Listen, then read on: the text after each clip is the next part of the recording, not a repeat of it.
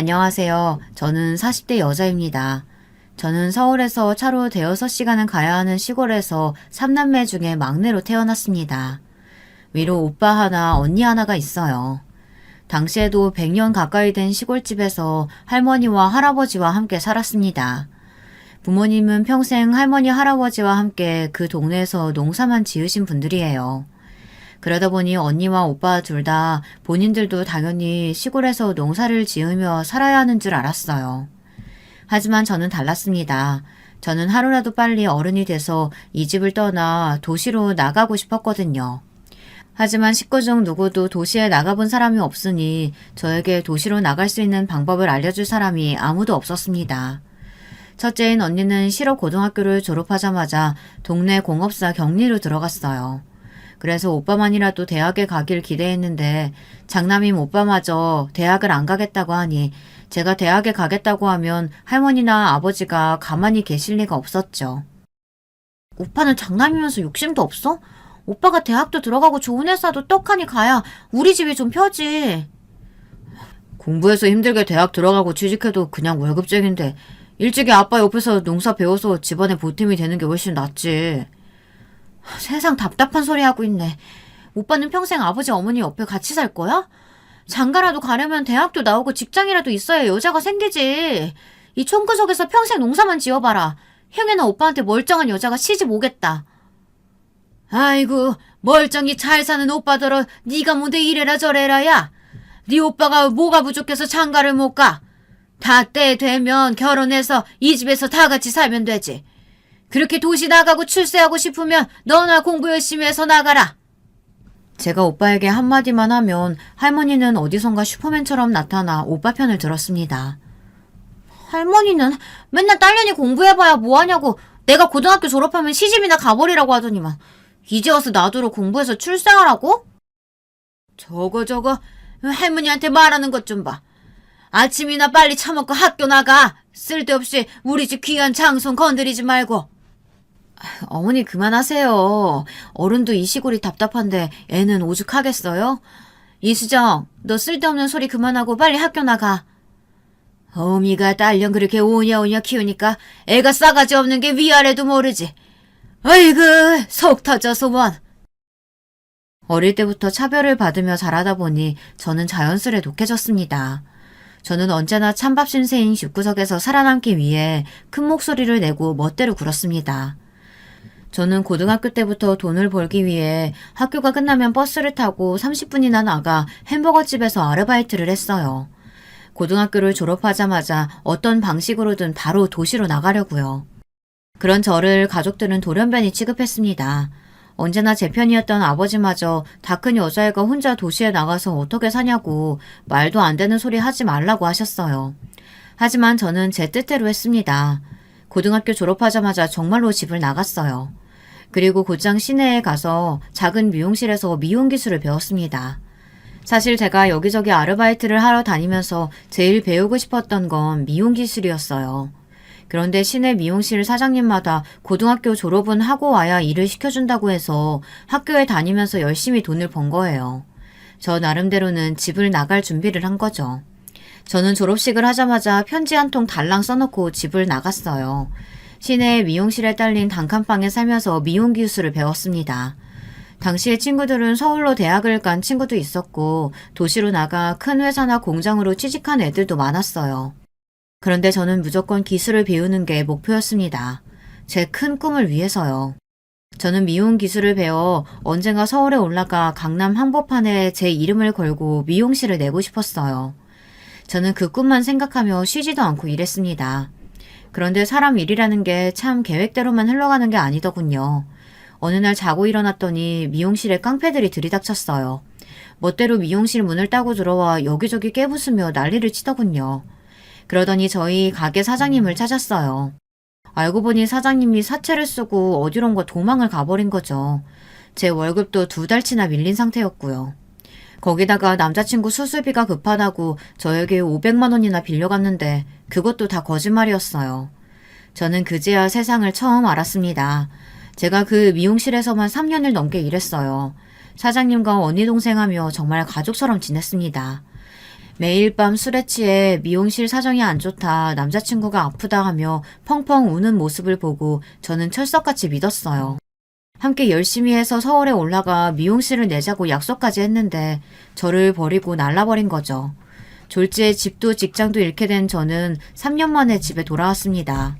마음 같아서는 절대 집에는 돌아가고 싶지 않았지만 정말 한 푼도 없는 신세라 어쩔 수가 없었어요. 오랜만에 돌아간 집은 많이 달라져 있었습니다. 제가 연락을 끊고 나가 있는 동안 할아버지는 돌아가셨고 할머니는 많이 쇠약해져 있으시더군요. 언니는 결혼해서 분가해서 나갔고 오빠는 여전히 부모님과 농사일을 하고 있었어요. 부모님은 별 말씀 없이 저를 받아주셨어요. 할머니는 여전히 저를 보자마자 욕을 퍼부었지만 예전처럼 기분 나쁘지 않았습니다. 할머니 눈동자에 눈물이 가득 고여 있었거든요. 저는 지난 3년 동안의 기억은 다 잊고 다시 잘 살아보자 싶었습니다. 돈을 날렸지만 그만큼 값비싼 인생 경험했다 치기로 했죠. 할머니는 지금 당장 좋은 짝을 찾아 결혼하라고 성화였지만 저는 결혼 생각이 없었어요. 오빠는 같이 농사를 짓자고 꼬셨지만 소용없었습니다. 저는 어떻게든 다시 제 꿈을 이룰 방법을 생각하고 있었습니다. 저는 동네 친구를 따라 지역 내 화장품 회사에서 방문 판매하는 일을 했어요. 워낙 시골 동네다 보니 동네에 화장품은커녕 스킨로션도 살 데가 없거든요. 저는 화장품을 팔러 여기저기 다녔습니다. 제가 예전에 알고 지내던 시내의 가게 사장님들이나 아르바이트를 했던 가게들도 다녔어요. 그러다 보니 들리는 말이 많았습니다. 저에게 사기치고 도망간 미용실 사장이 서울에 있다는 소리를 들었어요. 심지어 서울에서 미용실을 차렸대요.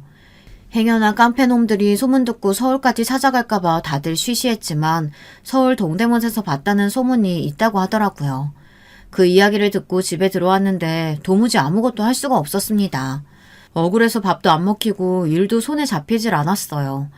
생각해보니 사장년 언니가 동대문 제기동에서 옥장사를 했다고 했던 기억이 났어요. 그 언니라는 사람이 한번 미용실에 놀러 왔었는데 그때 옷가게의 명함을 받았던 기억이 났습니다. 저는 서랍 여기저기를 뒤져 그때 받았던 명함을 찾아냈어요. 저는 도저히 안 되겠다 싶어 큰 마음을 먹고 다시 집을 나가기로 했습니다. 이대로는 억울해서 발 뻗고 잘 수가 없었어요. 가족들 얼굴을 볼 자신이 없어서 모두가 다 잠든 새벽에 짐을 싸서 나왔습니다. 그런데 그만 할머니께 들키고 말았어요. 사실 제가 가진 돈이 하나도 없어 할머니가 돈을 넣어놓고 매일 꺼내 쓰시는 금고에 손을 댔거든요. 당장 서울에 가서 지낼 곳이라도 구해야 하는데 정말 가진 돈이 하나도 없으니 여관방이라도 구하려고 조용히 30만 원 정도만 챙겨가려고 했죠. 그런데 막상 금고를 여니 욕심이 생기더군요. 저는 10,000원짜리 묶음을 2개나 챙겨 가방에 쑥 집어넣었어요. 너 이수정, 이 년이 지금 뭐 하는 거야? 감히 내 돈에 손을 대? 가방에 돈을 넣고 방을 나서려던 순간 잠에서 깬 할머니가 저를 잡으려고 달려들었어요. 할머니, 이 돈 제가 빌려가는 거예요. 제가 서울에 가서 사기꾼년 잡으면 금방 갚아드릴게요. 죄송해요. 진심이었습니다. 정말 서울에 올라가서 사기꾼년을 잡는 대로 할머니 돈부터 갚아드릴 생각이었어요. 하지만 제 말에도 할머니는 욕을 퍼부으며 제 뒤를 따라왔습니다. 저는 노쇠한 몸으로 저를 따라오는 할머니에게 죄송하다고 그만 들어가시라고 소리쳤지만 소용없었습니다. 할머니는 결국 집 앞 골목이 다 끝날 때까지 쫓아오시다가 넘어지셨어요. 저는 넘어진 할머니를 보고도 앞만 보고 달렸습니다. 이제 와서 다시 돌아갈 수는 없었어요.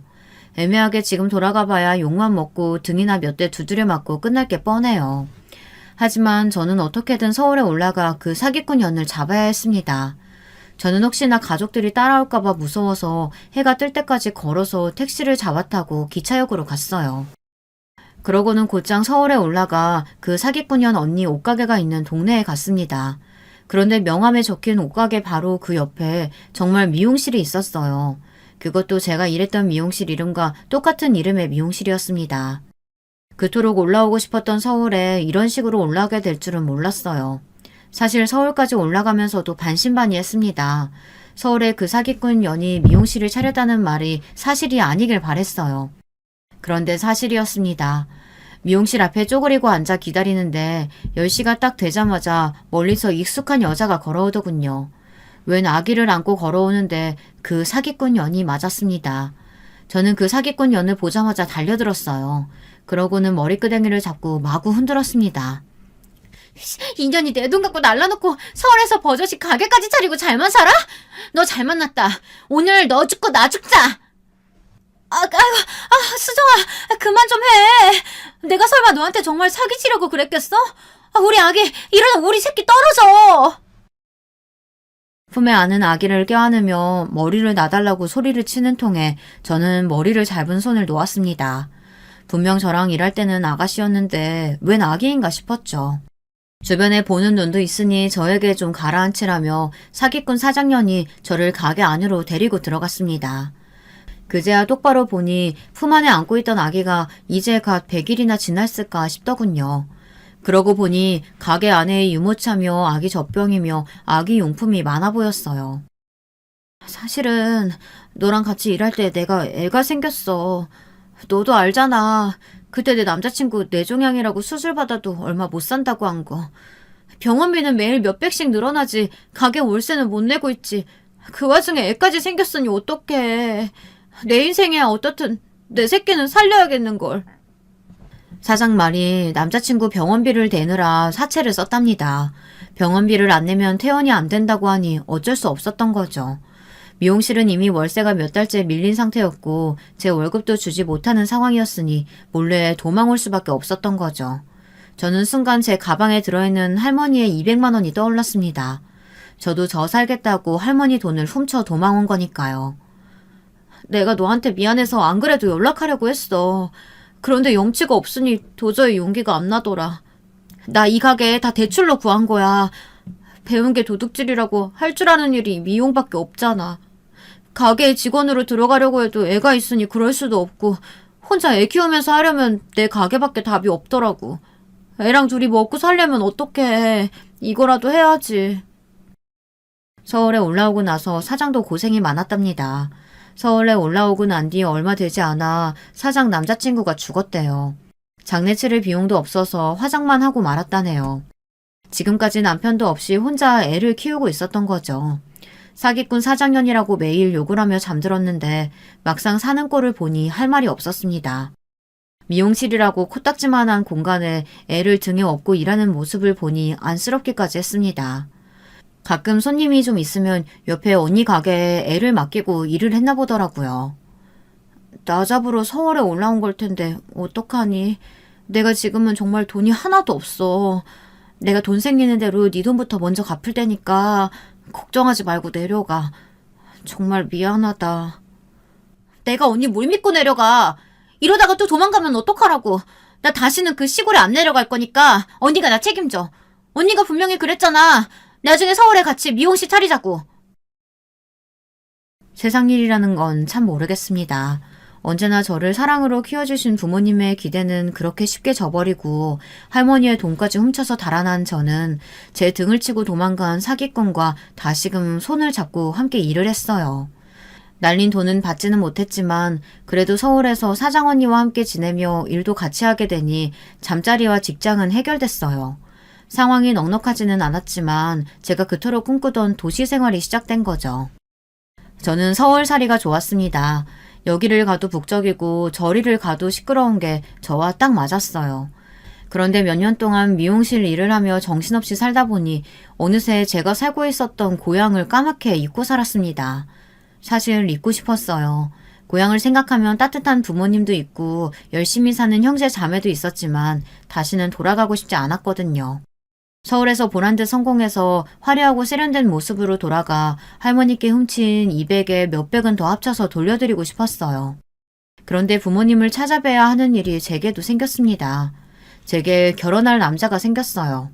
남자는 미용실에 단골로 오던 손님이었는데 근처에서 작은 인쇄소에 다니고 있었어요. 남자는 저를 보고 한눈에 반했다며 고백을 했습니다. 몇 번 데이트를 하다가 남자의 고백을 받아주고 저는 1년 정도 연애를 했습니다. 자연스레 결혼 이야기가 나오니 남자도 우리 집에 인사를 가고 싶다고 하더라고요. 저희 친정이 서울에서 5시간 넘게 걸리는 시골이고 제가 몇 년째 왕래를 하고 있지 않는다고 말은 했었지만 남자는 그래도 인사는 가야 한다고 했어요. 결혼이라는 게 양가 허락을 받아야 할 수 있는 거 아니냐고요. 우리 부모님이 며느리로 다른 거 몰라도 무조건 화목한 가정에서 자란 여자여야 한다고 하셨어. 그래야 시부모님한테도 잘한다고. 그래서 자기 부모님이 지방에서 농사 지으신다고 하니까 좋아하시더라. 소박하고 인자하실 것 같다고. 서울 사람들은 이상한 게 시골에서 농사한다고 하면 다들 전원일기처럼 생각했어요. 어른들은 하루 종일 땡볕에서 일하고 자식들은 그런 부모님을 존경하며 돕는 장면을 상상했죠. 하지만 저는 그런 자식이 아니었습니다. 저 살겠다고 순진하고 착한 부모님 등을 치고 집을 나온 못난 딸내미였죠. 이런 사실을 남자친구와 예비 시부모님께 들키고 싶지 않았어요. 그래서 저는 먼저 남자네 집에 인사를 갔습니다. 인사를 가자마자 저는 이 남자다 확신이 들었어요. 남자친구네 집이 40평대 아파트였거든요. 저는 태어나서 아파트에 들어가 본 게 처음이었어요. 거실에 서서 밖을 내다보는데 기분이 이상했습니다. 저도 그동안 서울에서 몇 년을 살았지만 이런 집에 살아야 정말 서울에 사는 거라고 말할 수 있는 거구나 싶더라고요. 시부모님이 되실 분들은 완벽한 서울 분들이었어요. 두 분 다 서울에서 태어나 사신 분들이었죠. 부모님께서 다 지방에 계시면 서울에 올라오기가 쉽지 않으시겠네. 우리가 한번 내려가서 찾아뵙는 게 어떨까? 지방도 아주 먼 지방이라 내려가시기 힘드실 거예요. 제가 먼저 내려가서 말씀드리고 한번 서울에 모시고 올라올게요. 그때 다 같이 뵈면 좋을 것 같아요. 남자친구가 저보다 6살이 많았어요. 남자친구 나이가 있다 보니 예비 시부모님들은 결혼을 서두르셨습니다. 저희 부모님이 멀리 계시니 여행이다 생각하고 하루 시간 내서 바로 내려가 인사드리는 게 어떠냐고 하시며 서두르셨죠. 하지만 저는 그럴 수가 없었어요. 서울에 올라오고 나서 부모님과 형제들에게 연락이 계속해서 왔었지만 제가 받지 않았거든요. 심지어 제가 할머니 돈을 들고 도망가는 바람에 할머니가 화병이 나서 드러누웠다고까지 하는 메시지가 오빠에게 왔어요. 그런데도 저는 그 메시지에 답도 하지 않았습니다. 무슨 소리를 들어도 싸다고 생각했으니까요. 그런 주제에 이제와 결혼하겠다고 남자친구를 데리고 내려가는 꼴이 우스웠습니다. 부모님이야 대놓고 뭐라고 하지 않으시겠지만 오빠나 할머니는 저를 보자마자 욕을 퍼부을 게 뻔했어요. 그래도 남자친구와 결혼하고 싶은 마음에 저는 몇 년 만에 고향에 내려갔습니다. 내려가는 날에야 아버지께 연락을 드리고 내려갔어요. 내려가기 며칠 전부터 연락해야지 했었는데 도무지 뭐라고 말해야 좋을지 모르겠더라고요. 그래도 제가 결혼할 사람이 생겨서 내려간다고 하니 아버지는 좋아해 주셨습니다. 그런데 역시나 상황이 많이 달라져 있더군요. 할머니는 뼈암으로 투병 중이시라 병원에 입원해 계셨고 부모님도 몇 년 사이에 확 늙어 계셨어요. 그래도 부모님은 저와 남자친구를 보고 반가워하셨습니다. 우리 막내가 서울살이라서 그런가 인물이 더 훤해졌네. 그래도 잘 지내는 것 같아 다행이다. 먼 길 오느라 힘들었을 텐데 밥부터 먹자. 저는 며칠 동안 걱정한 게 무색할 정도로 오랜만에 부모님을 뵈니 너무 좋았어요. 그리고 할머니의 빈자리가 더 크게 느껴졌습니다. 저는 부모님과 식사하고 나서 할머니가 계신 병원에도 들렀어요. 할머니는 몰라보게 달라져 있었습니다. 얼굴도 몸도 반쪽이 돼서 저를 알아보지도 못하셨죠. 그 모습을 보는데 눈물이 왈칵 하더군요. 제 기억 속의 할머니의 모습은 제게 욕을 하면서 따라 달려오던 건강한 모습이었는데 몇 년 새 이렇게 달라져 계시니 속상했습니다. 저는 이자를 더 넣지는 못했지만 그때 제가 훔쳐갔던 할머니의 200을 봉투에 담아 할머니 손에 쥐어드렸어요. 그때는 너무 죄송했어요. 할머니 다시 뵈면 정말 잘해드리려고 했는데. 저처럼 철딱선이 없는 손녀가 세상에 또 있을까요? 아무리 많이 혼나고 싸웠어도 함께 살았던 세월이 있는데 제가 너무 모든 걸 외면하고 살았었다라는 생각이 들었습니다. 저는 할머니의 손을 꼭 잡아드리고 제 결혼식에 꼭 오셔야 한다는 말씀을 드리고 왔어요. 얼마 뒤 저는 결혼을 했어요. 할머니 건강 상태가 좋지 않으셔서 서둘러 식을 올렸습니다. 할머니께 제가 결혼하는 모습을 꼭 보여드리고 싶어서요. 사람 사는 게 참 쉽지 않습니다. 저는 결혼만 하면 제 인생은 탄탄대로라고 생각했어요.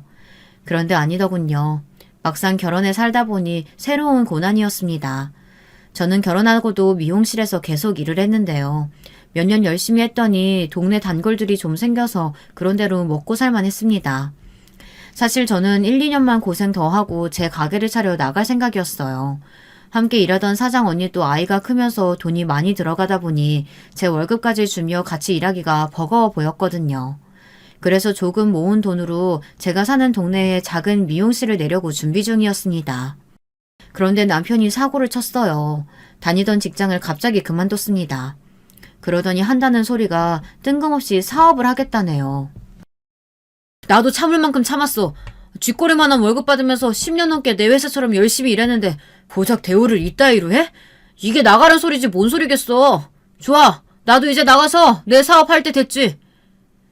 남편이 10년 넘게 다닌 인쇄소 사장이 어느 날 갑자기 남편 상사로 자기의 아들을 데리고 나타났답니다. 남편보다 5살이나 어린 사람을요. 남편은 욱하는 마음에 사표를 던지고 회사를 나와버렸답니다.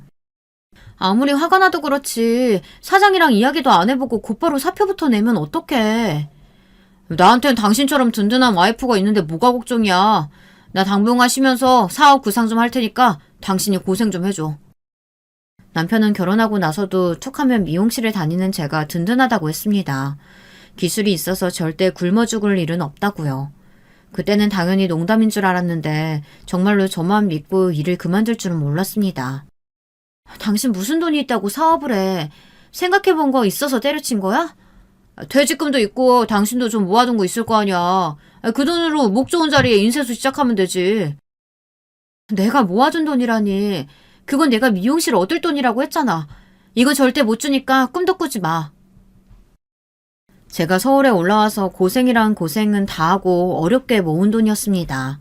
제 꿈처럼 강남에 미용실을 차릴 정도는 안 되어도 동네에 10평 정도 되는 가게를 차릴 정도는 됐어요. 남편이 아무리 마음이 급해도 그 돈까지 욕심낼 줄은 몰랐습니다.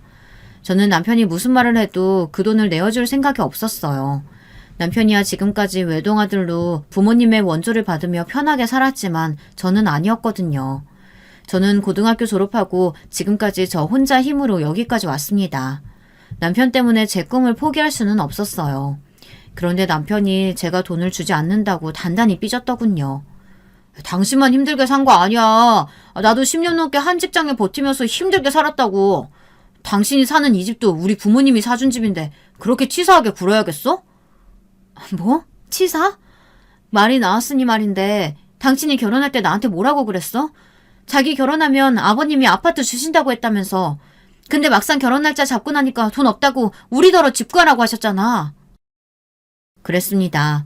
사실 제가 말을 안 해서 그렇지 결혼할 때 일이 좀 있었어요. 결혼 전에 남편은 저에게 결혼하게 되면 무조건 서울에 20평대 아파트를 사주겠다고 했습니다. 본인이 외동아들인데다가 3대 독자인데 부모님이 안 해주실 리가 없다고요. 물론 아파트 때문에 결혼을 결심한 건 아니었지만 그래도 사람이 사랑만 가지고 사는 건 아니잖아요. 이왕이면 아파트에다가 내 집에서 시작하면 훨씬 더 안정적이고 좋죠. 그런데 막상 결혼 날짜가 다가오니 시부모님께서 집안에 급한 일이 생겼다며 당장 집을 구해줄 돈이 없다고 하셨어요. 또 그 이야기!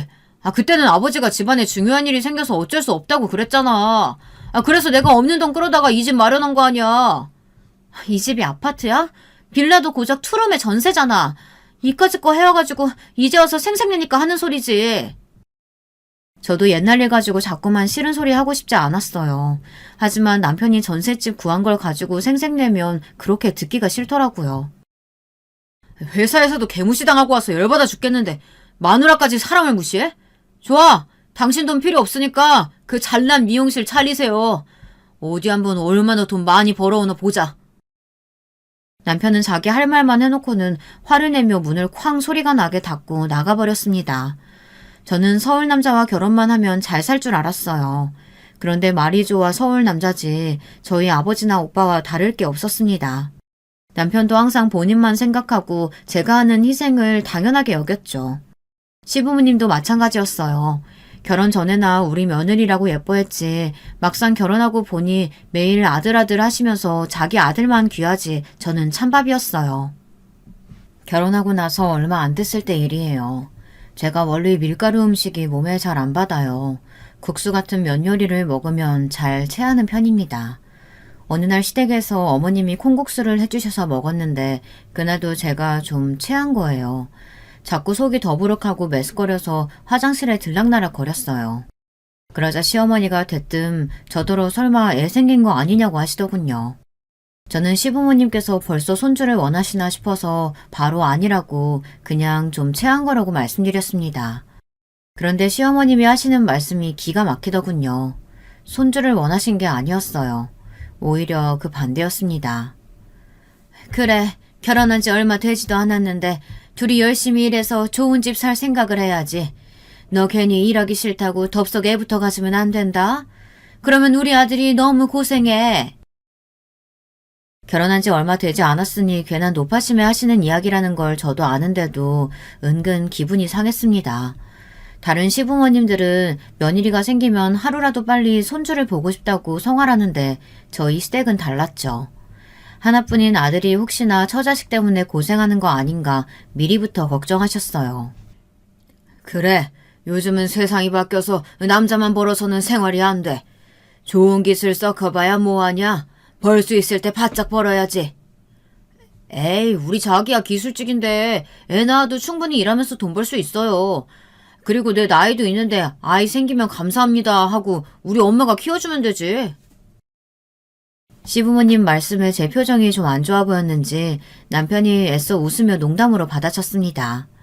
그런데 그때 시어머니께서 표정이 싹 변하시더니 정색을 하시더군요. 어머 아들, 그게 무슨 소리야? 엄마가 겉으로 보기엔 멀쩡해 보여도 벌써 70대 중반이야. 내 나이에 애를 어떻게 키우니? 그리고 엄마가 살아보니까 애는 무조건 엄마가 키워야 돼. 그래야 애도 건강하고 똑똑하더라. 저 아직 아이 낳을 생각 없으니까 괜한 걱정들 하지 마세요. 애 낳을 사람은 생각도 없는데 제 의견은 묻지도 않고 자기들끼리 떠드는 모습에 어쩐지 심기가 뒤틀렸습니다. 그래서 저는 아직 애 낳을 생각은 조금도 없다고 못을 박았어요. 물론 시부모님 말씀이 다 틀린 말은 아니에요. 저희 상황에 지금 당장 애까지 생기면 안 되죠. 아직 집도 없고 남편 월급이랑 제 월급 합쳐도 영 시원찮으니까요. 더군다나 저도 지난 몇 년 동안 바로 옆에서 혼자 애 키우는 사장 언니를 봐왔기 때문에 애 키우면서 일을 한다는 게 얼마나 힘든 일인지 누구보다 잘 알고 있습니다. 하지만 아무리 그래도 그렇지 대놓고 저더러 집에서 애 키울 생각하지 말고 열심히 돈이나 벌어오라고 하시니 기분이 상하긴 했습니다. 더군다나 애도 맡길 생각하지 말라고 하시면서요. 저는 그제야 결혼의 현실에 맞닥뜨렸습니다. 결혼이라는 게 그렇더군요. 내 일은 항상 내가 알아서 하는 거고 당연히 시부모님 남편 일까지 제가 하는 게 당연했습니다. 그래놓고 고마운 줄도 몰라요. 언제나 며느리가 하는 건 당연했죠. 서울에 살면 제 인생이 180도 달라질 줄 알았는데 그렇지 않았습니다. 현실은 똑같았어요.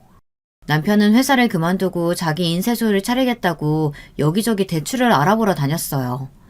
저는 신경 쓰지 않았습니다. 본인이 알아서 하겠다고 회사를 그만두고 나왔으니 알아서 하게 뒀어요. 반면 저는 저의 첫 번째 미용실을 차렸습니다. 저는 너무 뿌듯해서 아직 인테리어 공사가 다 끝나지도 않았는데도 미용실에서 며칠은 잘 수 있을 것 같았어요. 그 정도로 기뻤습니다. 서울 하늘 아래 제 이름으로 된 미용실이라니 정말 꿈만 같았습니다. 미용실 오픈식 날이 되었어요. 시부모님과 친정부모님, 오빠, 언니까지 다들 서울에 올라왔어요. 남편은 미용실 안에서 식구들이 먹을 음식을 준비하고 있었고 저는 동네 사람들에게 돌릴 떡을 준비하고 있었죠. 그런데 그때 시어머니께서 굳이 하지 않아도 될 말을 하셨습니다. 아이고, 인테리어가 삐까번쩍한 게 미용실 차린다고 돈도 꽤나 썼나 보다. 이럴 돈 있으면 남편 인쇄소나 좀 차려주면 좀 좋아? 명색이 남편이 직장이 없이 집에서 빈둥거리고 있는데 우리 며느리는 속도 안 상하나 봐. 순간 시끌벅적했던 미용실 안에 정적이 흘렀습니다. 에이, 당신은 좋은 날 왜 그런 소리라고 그래? 안 그래도 아들놈 집에서 빈둥거리는 거 사돈댁에 죄송해 줬겠는데. 죄송하긴 뭐가 죄송해요. 우리 아들도 10년 넘게 한 직장에서 열심히 일했는데 이제 좀 자기 사업할 때도 됐지. 안 그래도 시어머니는 남편이 회사를 그만두고 사업을 하겠다고 여기저기 돈을 구하러 다니는 걸 아시고는 저에게 미용실은 나중에 차리고 남편 인쇄소부터 차려주면 안 되겠냐고 하셨어요. 하지만 저는 단칼에 거절했습니다. 시어머니도 그 자리에서는 더 이야기 안 하시더니만 굳이 오픈식 날 저희 친정 부모님도 계신 자리에서 그런 소리를 하더군요. 사실 사돈도 계신 자리니까 하는 소린데 미용실에서 하루 종일 혼자 아줌마들 파마 말아줘봐야 얼마나 벌겠어요. 그럴 바에야 남편 사장님 만들어주고 사모님 소리 들으면서 사는 게 훨씬 낫죠. 저는 기가 막혀서 말문이 다 막혔습니다. 그런데 그때였어요. 점잖게 앉아 한마디도 안 하시던 친정아빠가 입을 뗐습니다. 우리 딸내미 사모님 소리 듣게 해주고 싶으시면 사돈이 우리 사위에 인쇄소 차려주시면 되겠네요. 저는 우리 딸 미용실 차려주고 싶어도 나 살기 바빠서 지금까지 못 차려줬는데 우리 장안딸이 혼자 알아서 서울에 미용실까지 차리니 아주 예뻐 죽겠습니다. 친정아빠의 말에 시부모님은 한마디도 못하고 입을 딱 다물었습니다. 저는 친정아빠를 바라보며 슬쩍 웃어 보였어요. 아버지를 보자 마음이 벅차오르고 든든했습니다. 어머, 벌써 다들 와 계셨네요? 이렇게 좋은 날 술이 빠지면 안 되죠.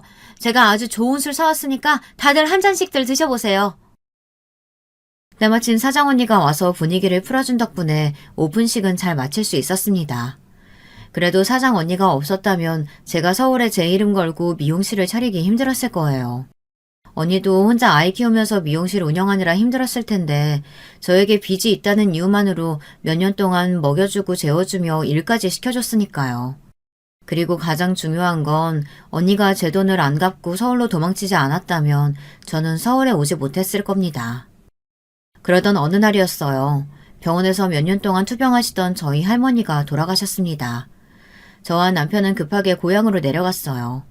할머니 장례가 끝나고 장지까지 다녀와 아버지 댁에서 하루 자고 그 다음날 서울에 올라가기로 했습니다. 그런데 그날 밤 어머니께서 자식들을 다 불러 모았습니다. 저희에게 할 이야기가 있다고요. 지금부터 내가 하는 말 잘 들어라. 할머니께서 돌아가시기 전에 땅을 다 정리하셨어. 살아생전에 며느리라고 그렇게 구박하시더니만 당신 늙어서 옆에서 돌봐주고 신경 써준 건 나밖에 없었다고 미안하다 하시면서 할머니 앞으로 되어있던 땅을 다 내 앞으로 주기로 하셨어. 순간 그 자리에 있던 저와 오빠, 언니는 물론이고 형부랑 저희 남편까지 놀라서 입이 쩍 벌어졌어요.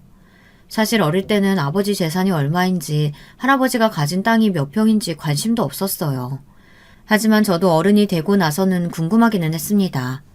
그런데 할아버지 할머니께서 남기신 땅이 꽤 된다네요. 이번에 할머니께서 재산을 정리하시면서 대충 시세를 알아봤는데 가진 땅을 다 팔면 20억이 넘는데요. 20억이라는 말에 저도 모르게 침이 꼴깍 삼켜졌습니다. 제가 어머니 땅에 욕심내지 않을 수가 없는 게 이미 친정 부모님께는 할아버지께서 돌아가실 때 먼저 증여한 땅이 있었어요. 어머님처럼 욕심 없이 평생 살아오신 분이 땅이 생겼다고 해서 절대 혼자 다 가질 분이 아니었죠. 분명 자식 셋에게 공평하게 나눠주시려고 부르신 거라 기대했습니다. 그런데 제가 김칫국을 아주 세게 먹었더군요. 친정엄마는 저희 자식들에게 공평하게 땅을 나눠주겠다고 부르신 게 아니었어요. 우리 큰딸이나 막내는 시집가서 가정도 잃었으니 남편하고 오순도순 잘 살고 있지만 우리 장남은 40이 넘어서도 장가도 못 가고 혼자 부모 뒷바라지 하느라 고생하잖니. 내가 요즘 우리 장남만 생각하면 잠이 안 온다. 잠이 안 와. 듣다 보니 뭔가 이상했습니다. 할머니께 증여받은 땅 이야기를 하다가 뜬금없이 오빠 이야기를 꺼내는 게 왠지 기분이 쎄했습니다. 엄마, 지금 오빠한테 땅 주려고 밑밥 가는 거야? 오빠가 장가 못 간 거야. 오빠가 못나서 그런 건데 그게 불쌍하다고 땅을 다 주는 게 어딨어. 수정아, 엄마 얘기 아직 안 끝났어. 오빠한테 땅을 다 주겠다는 게 아니야. 엄마 아빠 늙어서 병나기 전에 우리 장남 장가라도 보내야 할 거 아니야. 그래서 외국에서 신부를 좀 데리고 와야 하는데 요즘은 그것도 법적으로 쉽지가 않다네. 남편한테 재산이라도 좀 있어야 데려올 수 있나 봐. 그래서 일부만 먼저 오빠한테 증여해주고 외국에서 신부라도 데려오겠다는 거야. 저는 상중이라 웃으면 안 되는데 어머니 이야기에 자꾸만 웃음이 튀어나왔습니다. 제가 사는 게 바빠서 잠시 잊고 있었어요. 저희 친정은 언제나 우리 아들 장남 위주로 돌아간다는 걸요. 제가 일해서 집을 나간 거였는데 그걸 깜빡했더군요. 너희 엄마 말은 무조건 아들한테 다 주겠다는 게 아니라 우선 먼저 일부만 아들에게 증여해주고 나중에 우리가 더 늙어서 죽을 때 되면 그때 똑같이 나눠주겠다는 얘기야. 무슨 말인지 알지? 친정부모님 말씀에 착한 언니는 괜찮다고 어머니 아버지 편하신 대로 하라고 했습니다. 하지만 저는 아니었어요. 지금 당장 살기 힘든 거야 저나 오빠나 다 똑같은데 왜 오빠만 재산을 먼저 주겠다는 건지 이해가 되질 않았죠. 저번에 나 미용실 오픈식 때 아버지가 와서 뭐라고 그랬어. 나 미용실 차려주고 싶었다며. 그럼 지금이라도 땅 팔아서 나 강남에 미용실 차려주면 되잖아. 장가 가는 게 뭐라고 오빠만 먼저 증여해주는 건데. 여보 그만해. 부모님 속상하시게 왜 그런 소리라고 그래. 남편이 말리지 않았다면 저는 그 자리에서 더 한 소리도 했을 거예요. 뒤늦게 정신을 차리고 보니 제 찰떡선이 없는 소리에 친정 부모님께서 저에게 잔뜩 실망한 표정으로 시무룩해져 있었어요. 저는 친정 부모님께 서운했지만 여기서 더 해봐야 저에게 좋을 게 없을 것 같아 그쯤 하고 서울로 올라왔습니다. 그래도 비빌 언덕이 아예 없는 것보다야 나중에라도 물려받을 땅이 조금이라도 있다는 게 저에게는 위안이 됐습니다. 얼마 뒤 저희 부부에게 좋은 소식이 있었어요. 시부모님께서 남편이 직장도 없이 놀면서 미용실에 나와 제 일을 돕는 게 마음이 쓰이셨는지 집을 팔아 남편 사업자금을 주기로 하셨습니다. 사실 남편이 얼마 전부터 시부모님을 설득하긴 했어요. 노인양만 두 분이 사시는데 40평대 아파트는 너무 넓지 않아요? 우리 집 근처에 작은 아파트도 시설 좋고 깨끗한 데 많아요. 그쪽으로 옮기시고 남은 돈은 아들한테 투자하시는 거 어때요? 네 말이 무슨 소린지는 아는데 사업보다는 직장 생활하는 게 훨씬 더 마음 편하지 않겠어? 당신은 하나밖에 없는 아들이 사업 좀 해보겠다는데 밀어주지는 못할 망정 왜 초를 쳐요? 남편도 웃긴 게 저한테는 친정부모님 앞에서 재산 가지고 왈가왈부하지 말라고 하더니만 본인은 시부모님 집을 팔아 사업을 할 생각을 하고 있었습니다. 시아버지는 썩 내켜하시지 않았지만 시어머니에게는 귀한 외동아들의 입김이 통했는지 시아버지를 설득해서 정말로 집을 파셨어요. 그리고는 작은 집으로 이사하고 남은 돈을 제 통장으로 보내주셨습니다. 내 아들놈이지만 도무지 무슨 생각으로 갑자기 사업을 하겠다는 건지 믿을 수가 없다. 그래도 우리 며느리 네가 똑똑하니까 내가 믿고 이 돈 주는 거야. 네가 이 돈 가지고 있다가 네 남편한테 줘라. 시아버지는 아들보다 저를 더 믿는다고 하시며 집을 팔고 남은 돈을 저에게 다 주셨어요. 그러던 중 저에게 일이 좀 생겼습니다. 한 번 배신한 여는 끝까지 배신하는 건지 한 번 당해놓고 또 당했습니다. 무슨 소리냐고요? 제가 믿었던 사장년에게 또 당하고 말았어요. 사연은 이랬어요. 여러분도 제 꿈이 뭔지 아시죠? 강남 한복판에 제 미용실을 내는 거예요. 그 꿈을 누구보다 잘 아는 사장 언니가 제게 솔깃한 이야기를 꺼냈습니다. 내가 아는 언니가 아들 데리고 갑자기 미국에 이민 간다고 강남에 있는 숍을 나눴대. 내가 한다고 하면 싸게 준다고 하는데 너 나랑 같이 들어갈래? 저는 드디어 제게도 기회가 왔다는 느낌을 받았습니다. 제가 이토록 강남 입성을 꿈꾸는 이유는 제가 다른 건 몰라도 실력만큼은 자신 있다는 겁니다. 제가 미용실을 오픈하고 1년도 안 돼서 직원까지 둘 정도로 장사가 잘 됐어요. 원래 미용실은 동네 장사가 더 힘든 게 단골이 많아야 하기도 하지만 실력이 없으면 절대 소개 손님이 생기질 않는다는 겁니다. 저는 미용실을 오픈한 지 몇 달 되지도 않아서 제 실력이 좋다는 소문이 동네 맘카페에 돌아 꽤 홍보가 됐어요. 그래서 지금도 단골의 소개 손님만으로도 미용실 예약이 꽉 찼습니다. 아무리 장사가 잘 돼도 이제 가게를 시작한 지 1년 좀 넘었으니 강남에 샵을 낼 정도로 큰 목돈은 아직 없었죠. 그래서 처음엔 저도 돈 없다고 거절했습니다.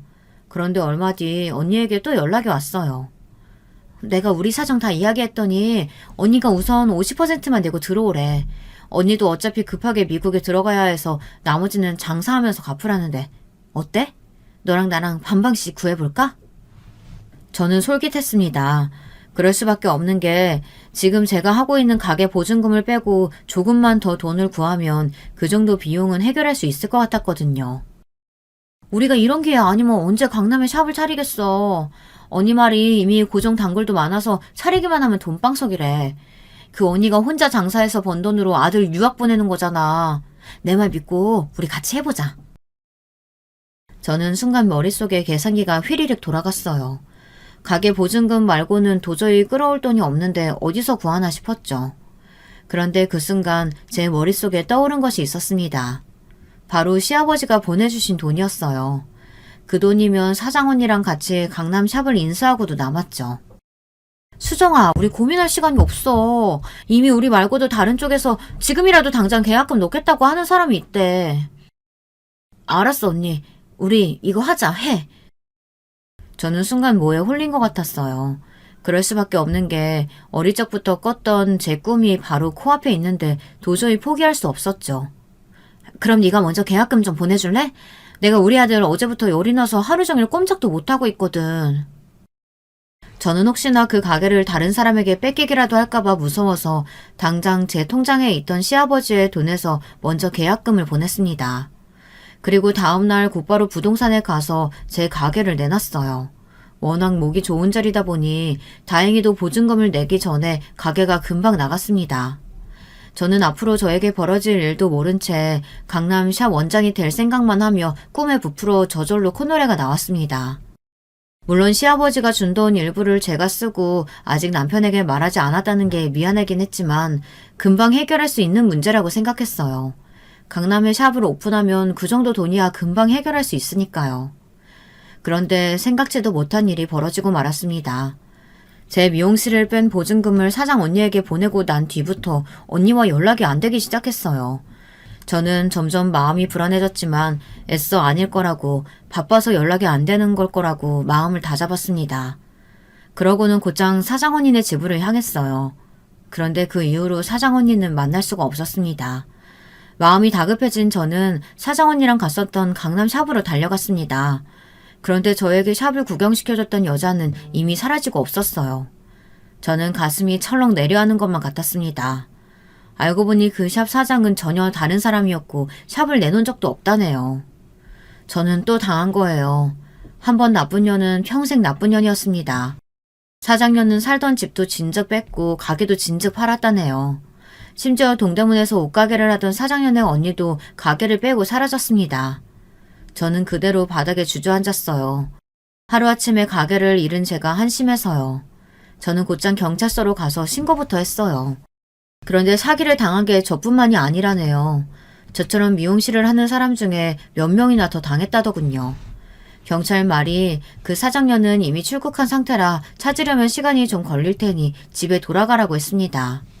경찰서를 나와 터덜터덜 집으로 돌아왔는데 집 앞에 남편이 나와 저를 기다리고 있더군요. 저를 발견한 남편은 헐레벌떡 달려왔어요. 여보, 어떻게 된 거야? 자기 가게 갔더니만 문도 잠겨져 있고 부동산 아줌마 말이 당신이 가게 팔았다던데.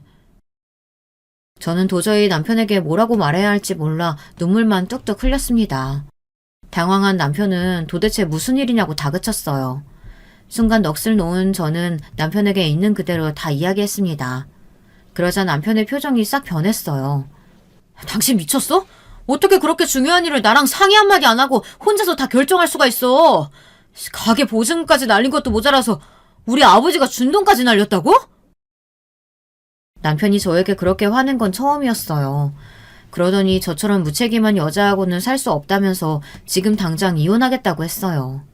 저는 그대로 남편에게 쫓겨나다시피 집을 나왔습니다. 남편 말이 시아버지가 주신 돈을 찾아올 때까지 집에 돌아올 생각하지 말라고 하더군요. 저는 그대로 친정으로 내려갔어요. 제게 갈 곳이라고는 친정밖에 없었습니다. 저는 몇 날 며칠을 방에 처박혀 울다 잠들기를 반복했습니다. 제가 사기를 당했다는 충격과 남편에게 버려졌다는 아픔을 도저히 견딜 수가 없었어요. 그렇게 시간이 흘러 제가 정신을 좀 차린 후에는 친정 부모님께 사정을 다 말하고 제발 좀 도와달라고 애원했습니다. 가진 돈을 다 날려서 남편에게 당장 이혼당하게 생겼다고요. 그런데 친정 부모님은 제 말에 꼼짝도 안 하셨습니다. 항상 제 편이던 친정아버지가 제 말을 들어주시지 않았어요. 너는 네 엄마 아빠 늙은 얼굴은 안 보이니? 자식이라는 게 몇 년씩 연락도 안 하고 살다가 매번 너 필요할 때만 나타나서 도와달라는 게 말이 된다고 생각해? 힘든 자식을 좀 도와줄 수도 있지. 친정 부모님은 막다른 골목에 다다른 저에게 모질말만 하셨습니다. 저는 점점 더 피폐해졌어요. 제 모든 게 무너졌다고 생각하니 세상 모든 게 다 싫고 거지 같았습니다. 저는 매일 방에 처박혀 폐인처럼 살았어요. 그러던 어느 날이었습니다. 혼자 동네 여기저기를 아무 생각 없이 돌아다니고 있었는데 멀리서 밭일을 하고 계시는 친정엄마가 보였습니다. 저는 친정엄마를 보자마자 짜증이 확 나서 다른 길로 가려고 몸을 돌렸어요. 그런데 갑자기 친정엄마가 바닥에 넘어지는 모습이 보였습니다. 저는 놀라서 밭으로 달려갔어요. 그런데 놀랍게도 바닥에 쓰러진 엄마를 본 순간 저도 모르게 떠오른 생각이 있었습니다. 이대로 엄마가 쓰러진 채로 죽으면 이 땅 내가 다 물려받는 건데. 어차피 늙으면 다 죽는 거 그냥 빨리 되졌으면 좋겠다. 저는 놀라 제 입을 틀어막았습니다. 제 인생이 바닥을 치고 나니 정말 미쳐버렸는지 속으로 생각한다는 게 말이 입 밖으로 튀어나오고 말았어요. 그런데 그 순간 믿기지 않는 일이 벌어졌습니다. 바닥에 쓰러져 있던 친정엄마가 스르륵 눈을 뜨고 벌떡 일어났어요. 그러더니 제게 하시는 말이 충격적이었습니다. 내가 니년 이럴 줄 알았다. 어쩜 그렇게 너는 너밖에 모르니? 내가 저승길까지 가다가도 니년 때문에 못 죽겠다. 세상에 이런 후레 자식이 다 있어. 너는 내가 죽어도 이 집에서 10원 한 푼도 못 가져가니까 그런 줄 알아. 엄마 아니야. 내가 정말 잠깐 머리가 돌았었나 봐. 나 진심 아니야. 정말 아니라고. 그랬습니다. 사람이 정신이 나가면 그런 나쁜 생각까지 하나 봐요. 순간 엄마가 죽으면 이 땅을 팔아 다시 시작할 수 있겠지라는 생각을 했습니다. 하지만 그게 진심은 아니었어요. 그런데 저는 그날 그 일을 뼈저리게 후회하게 됐습니다. 재산을 못 받아서가 아니에요. 저는 엄마 말대로 후레자식이 맞았습니다. 저희 친정엄마는 저에게 제대로 복수를 하셨어요. 알고 보니 친정엄마는 제가 고향에 내려가기 바로 얼마 전에 간암 말기 판정을 받으셨대요. 의사말이 3개월 살면 오래 사는 거라고 하셨다네요. 그래서 집안은 이미 초상집 분위기였습니다. 평생 시부모님 모시고 자식들 뒷바라지하며 농사일만 하시느라 건강검진도 한번 제대로 못 받으셔서 몰랐던 거죠. 그래서 아버지가 제게 그런 원망설인 말씀을 하신 거였습니다. 어머니는 돌아가셨습니다. 저는 고향집 작은 방에서 매일 울고만 있어요. 남편에게도 계속해서 이혼 합의서가 날라오고 있지만 저는 아무것도 못하고 있습니다. 어머니가 돌아가신 지 벌써 반년이 다 됐지만 저는 아직도 어머니를 보러 가지 못하고 있어요. 도저히 염치가 없어 어머니를 마주할 수가 없었습니다. 제 인생은 온통 실수투성이에요. 멍청한 판단력과 잘못된 선택으로 한순간에 모든 걸 다 잃었습니다. 저는 죽을 때까지 후회하는 인생만 살다 죽게 될 거예요. 제가 사연을 보내게 된 이유는 바로 이런 멍청한 저를 여러분께서 마음껏 꾸짖어달라고 사연을 보냈습니다. 이제는 제 잘못을 뼈저리게 뉘우치고 일어나서 엄마를 만나 제대로 사과드리고 남편과도 제대로 정리하고 싶습니다. 댓글로 저를 많이 혼내주세요. 지금까지 저의 답없는 인생 이야기 들어주셔서 감사합니다. 여러분에게는 항상 행복한 일만 가득하시길 바랄게요. 여러분, 두 번째 사연 시작하기 전에 좋아요, 구독 꼭 눌러주실 거죠? 그럼 두 번째 사연 바로 시작합니다. 안녕하세요. 저는 정말 극심한 스트레스로 인해서 할 수 있는 것은 다 해본 사람이에요.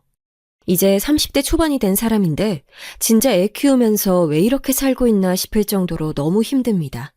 제 얘기 좀 같이 들어주셨으면 좋겠어요. 누군가 들어준다는 것만으로도 힘이 나고 눈물이 날 것 같은 요즘이거든요. 사실상 궁극적인 모든 이유는 저의 결혼이고 더 세세하게 짚어보자면 모든 원인은 시어머니에게 있어요. 진짜 누굴 붙잡고 하소연해야 할지 우리 친정엄마한테는 어디부터 어디까지 얘기해야 좋을지 모르겠네요. 전 정말 어머니랑 잘 지내보고 싶어서 많은 노력을 했던 사람이에요. 그런데 모든 게 너무너무 부질없네요. 어머니는 되게 소심하고 성격이 괴팍하고 그러면서도 공주병까지 있는 분이에요. 모든 사건의 발단은 제가 애를 낳고 난 뒤 어머니가 우리 집에 들어와서 산후조리를 하시면서가 아닐까 싶어요. 물론 이때 저희 엄마가 아주 극성으로 말렸어요. 이거사 미쳤어? 아니 돈이 없냐 뭐가 없냐. 아니 왜 할 일 없이 시어머니한테 그딴 조치를 받으려고 해. 엄마 나이 대 사람들이야 어쩔 수 없이 한 집 애들 살고 하니까 받았다지만 네 세대 여자애가 뭐하러 그런 고생을 사서 하냐고. 안 해도 될 짓을 왜 해?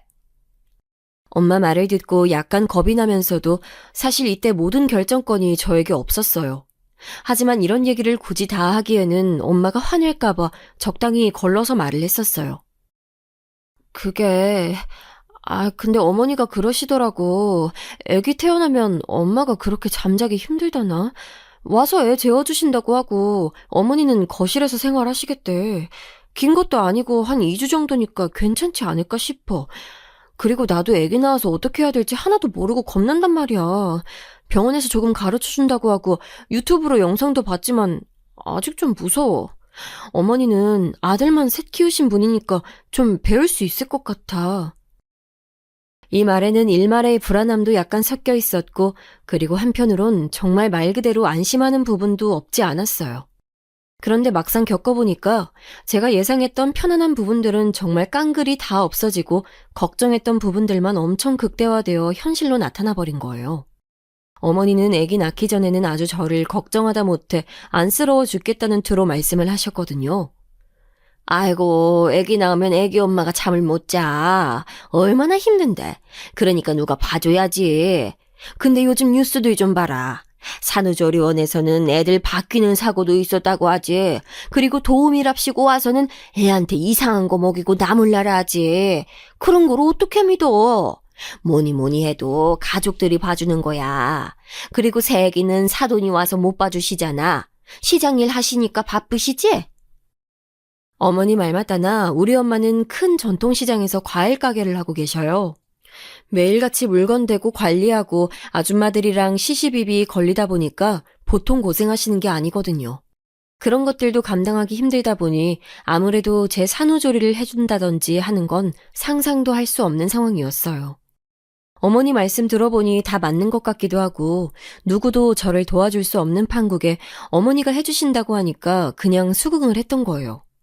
남편도 거듭 말하면서 자기 엄마 같은 사람 없다고 하고 말이죠. 물론 이 부분은 마음에 안 들었어요. 우리 엄마는 허리도 안 좋고 나이도 70대인데 저렇게 산후조리를 해준대. 우리 엄마 고생하는 거 절대 잊으면 안 돼. 돈이라도 얼마 드리자. 친구한테 물어보니까 걔네 집은 도우미분 집에 불렀을 때 몇백이나 드렸대. 우리도 못해도 어느 정도는 드려야 할 것 같아. 그렇게 생각하니 그럼 우리도 차라리 도우미를 쓰는 게 낫지 않겠나 싶었지만 그래봤자 얘기가 또 계속 거꾸로 돌아갈 것 같더라고요. 왜 도우미를 쓰면 안 되는지 어쩌고 하면서 다람쥐가 쳇바퀴 돌듯 귀찮은 방향으로 얘기가 갈 것 같았어요. 결국 어쩔 수 없이 저는 그냥 모든 것들을 받아들이게 된 거죠. 하지만 어머니는 제가 아기를 데리고 집에 왔을 때부터 정말 보통 아닌 반응을 하시는 거예요. 언제 우리 집에 미리 문을 열고 들어오신 건지 거실 한켠에는 어마어마하게 큰 트렁크까지 있었고 말이에요. 왔구나. 아이고, 애기 왔어. 아유, 조그매라. 어쩜 이렇게 작냐, 작고. 내가 오기 전에 집도 소독도 다 하고 할 거 다 해놨어. 새애기, 근데 너는 애기 준비한답시고 집에 정말 뭐 아무것도 안 해놨더라. 어쩜 그렇게 방에 아무것도 없이 그냥 다 허옇게 비워놨어. 아주 내가 그거 채우느라고 혼났어. 이 말을 듣고 불안감이 훅훅 밀려 들어오더라고요. 뭘 어떻게 채우셨다는 건지, 그리고 왜 연락도 없이 집에 미리 들어와 계셨던 건지 머릿속에 아주 하얘지는 느낌이 들었어요. 아니나 다를까 제가 비워두었던 아기 방은 어머니의 손길이 닿은 것이 아주 역력하게 느껴지더라고요. 제 딴에는 아기 방에 앞으로 짐들이 아주 많다고 들었기 때문에 작은 수납장과 아기 침대만 놓고 그 외의 공간은 깨끗이 닦아두었단 말이죠. 수납장 안으로는 기저귀들과 여분의 내복들, 체온계와 필요한 것들을 전부 넣어두었고요.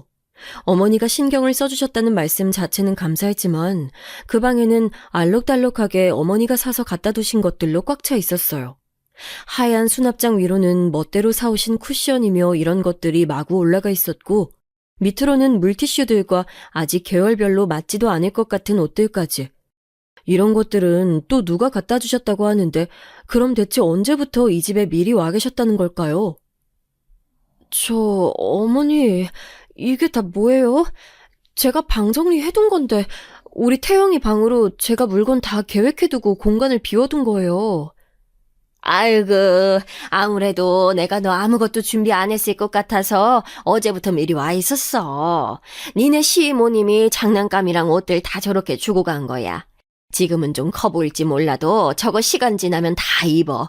그러니까 잘 챙겨두고 그대로 입히면 돼. 아참, 감사하다고 전화 꼭 드리고. 일부러 저거 주겠다고 어제 와서 다녀갔단 말이야. 네가 센스 있게 용돈이라도 좀 챙겨드려. 내가 지금 니네 시이모 전화번호 보내줄게. 기다려봐. 와, 이건 무슨 초대하지 않은 손님도 아니고 제가 원하지도 않은 걸 갖다가 어머니가 마음대로 다 우겨넣으시고 뭘 하시는 걸까요? 그냥 무작정 멋대로 다 갖다 쑤셔 넣으시고서는 그걸 감사의 표시를 하라니요. 아직도 저는 수술한 자리가 아프고 죽겠는데 품에 안겨있는 애기 안기도 너무 버겁고 신경이 쓰이는데 말이에요. 그런 산모에게 오자마자 시댁 식구들한테 인사를 해야 되네 어쩌고 하시는 데다가 차분하게 제가 다 계획해두었던 집안 살림을 다 뒤엎어두는 게 어딨어요. 순간적으로 너무 화가 나고 표정 관리가 안 됐어요. 어머니는 아주 눈치가 빠른 분이라 그걸 모르셨을 리가 없고요. 어머 얘, 너 표정이 왜 그러니? 기분이 나빠? 아이 내가 얼마나 힘들게 고생해서 이렇게 만들어놨는데 아무리 너나 나나 세대가 달라도 그렇지 애 키우는 건 다 똑같아. 그러지 말고 이제 애 좀 줘봐. 내가 안아볼 테니까. 어머니는 정말 너무 뭐랄까 여우 같다고 해야 될까요? 이런 말들을 제 남편 앞에서 들으란 듯이 말을 하시더라고요.